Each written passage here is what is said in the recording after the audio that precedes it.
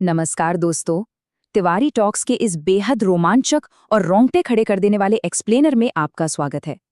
आज हम एक ऐसी रहस्यमयी और साइंस फिक्शन कहानी की गहराई में उतरने वाले हैं जो सच में आपके होश उड़ा देगी।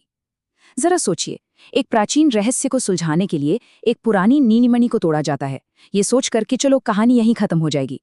लेकिन क्या हो अगर वो अंत नहीं बल्कि एक खौफनाक शुरुआत हो। आज हम शून्यगढ़ के उसी खौफनाक रहस्य को डिकोड करेंगे। तो अपनी कुर्सी की पेटी बांध लीजिए, क्योंकि ये सफर समय, अस्तित्व और एक ऐसे अनथीन लूप के बीच से होकर गुजरेगा जो आपका दिमाग पूरी तरह से हिला देगा। कहानी की शुरुआत होती है एक बहुत ही जबरदस्त और भीषण धमाके से। जैसे ही नीलमणि के टूटने के बाद धूल का गुबार छंटता है, डॉक्टर आर्यन को एक अजीब सा भयानक भटकाव महसूस होता है। वो रेगिस्तान जहां वो अभी खड़े थे पूरी तरह से गायब हो चुका है।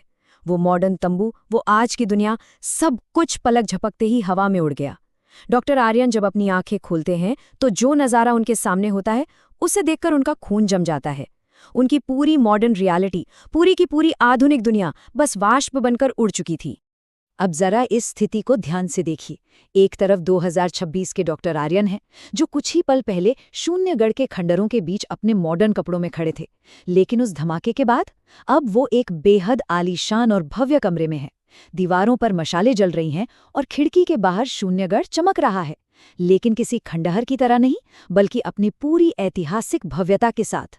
उनके शरीर पर अब मॉडर्न कपड़े नहीं हैं, बल्कि रेशमी अंगरखा और एक ढाल है। मतलब उस नीलमणि ने समय को आगे नहीं बढ़ाया, बल्कि आर्यन को सीधे सन 1226 में फेंक दिया है।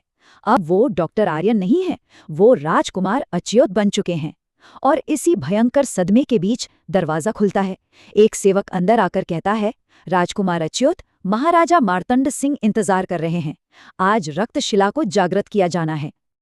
अब हम आते हैं हमारे पहले मुख्य पड़ाव पर, ग्रैंडफादर पैराडॉक्स का जाल।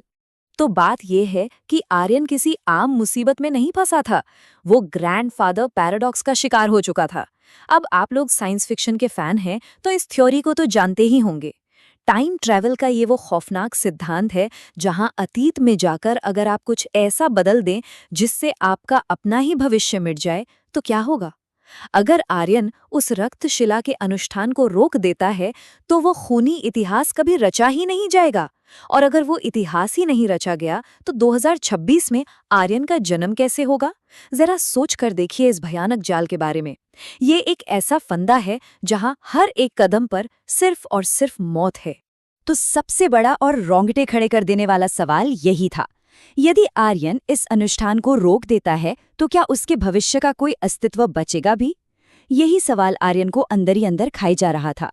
वह दरबार में खड़ा था और सामने सिंहासन पर महाराजा मार्तंड सिंह विराजमान थे।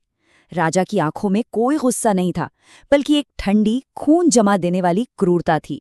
आर्यन को उस अनुष्ठान को रोकना तो था, लेकिन यह सवाल एक नंगी तलवार की तरह उसकी गर्दन पर लटक रहा था। चलिए अब बढ़ते हैं हमारे दूसरे हिस्से की तरफ, शून्यगढ़, एक जीवित टाइम मशीन। इसी खौफनाक माहौल के बीच राजा मार्तंड अपने सिंहासन से उठते हैं और धीरे धीरे चलकर आर्यन के पास आते हैं। उनकी एकदम बर्फीली, बेजान छुअन के साथ राजा आर्यन के कान में कहते हैं, मैं जानता हूं तुम भविष्य से आए हो। तुम सोच रहे हो कि नीलमणि तोड़कर तुमने सारा खेल खत्म कर दिया। नहीं, वो तो मेरी चाल थी तुम्हें यहाँ बुलाने की।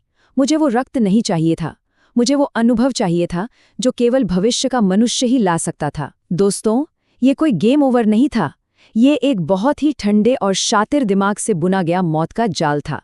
राजा आर्यन को एक विशाल आईने के सामने ले जाकर खड़ा कर देते हैं और उस आईने में आर्यन को अपनी शक्ल नहीं दिखती, बल्कि हजारों तड़पती हुई आत्माएं दिखाई देती हैं। और तब राजा शून्यगढ़ की वो असली और डरावनी सच्चाई बताता है, जिसे जानकर किसी का भी दिमाग सुन्न पड़ जाए।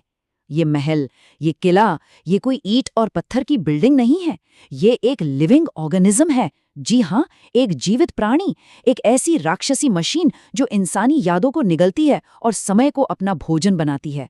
जैसे ही ये खौफनाक सच सामने आता है, दरबार के सैनिक अचानक मोम की तरह पिघलने लगते हैं और भयानक काले सायों में बदल जाते हैं।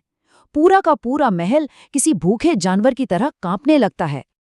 अब आते हैं तीसरे सबसे रोमांचक मोड़ पर, रिकॉर्डर और विसंगति। मौत एकदम सामने खड़ी थी। राजा ने अपनी तलवार आर्यन की तरफ बढ़ा दी थी। या तो बलि चढ़ो या राजा के साथ मिलकर समय पर राज करो। डर और घबराहट के मारे आर्यन की सांसें उखड़ रही थीं, लेकिन तभी उसके अंगरखे की जेब में उसे एक कड़क सी चीज महसूस होती है। आर्यन झटके से उसे निकालता है और वो होता है उसका आधुनिक डिजिटल वॉइस रिकॉर्डर। 2026 की एक फिजिकल एनोमली। आर्यन पागलों की तरह कांपते हाथों से उसे प्ले करता है।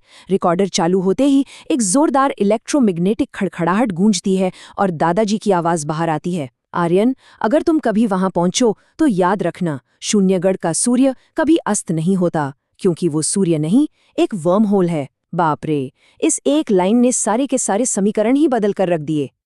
दादाजी की ये खौफनाक चेतावनी सुनते ही आर्यन झटके से ऊपर आसमान की तरफ देखता है और उसे जो दिखता है वो किसी भयानक डरावने सपने से कम नहीं था।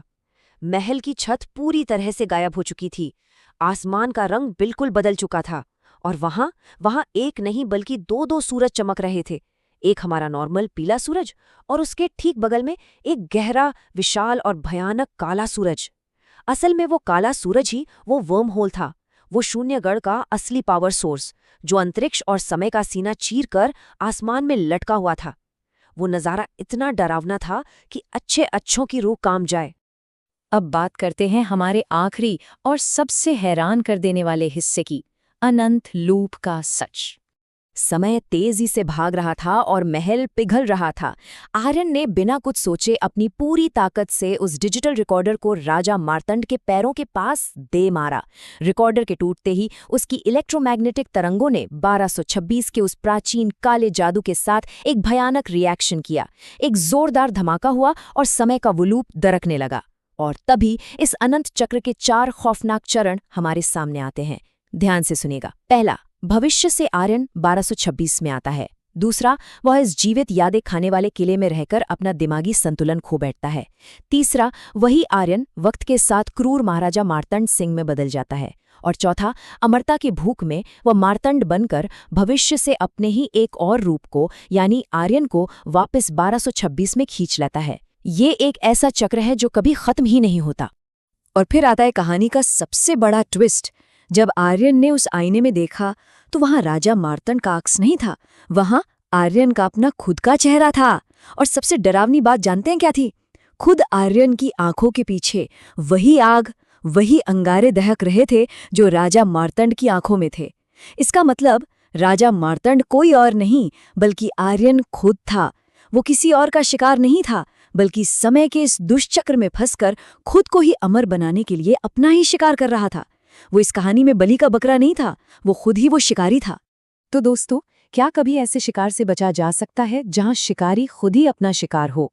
क्या आर्यन इस अनंत लूप से कभी बाहर निकल पाएगा, या वो फिर से महाराजा मार्तंड बनकर अगली पीढ़ी के आर्यन का इंतजार करेगा?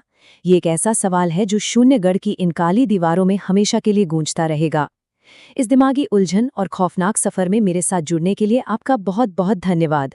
अगर आपको साइंस फिक्शन और रहस्य से भरी कहानियों का ये एक्सप्लेनेर पसंद आया हो तो प्लीज़ लाइक, शेयर और सब्सक्राइब करें मेरे यूट्यूब चैनल तिवारी टॉक्स को। हम जल्द ही ऐसे ही एक और माइंड बेंडिंग रहस्य के साथ वापसी करेंगे। तब तक वास्तविकता पर सवाल उठाते रहिए।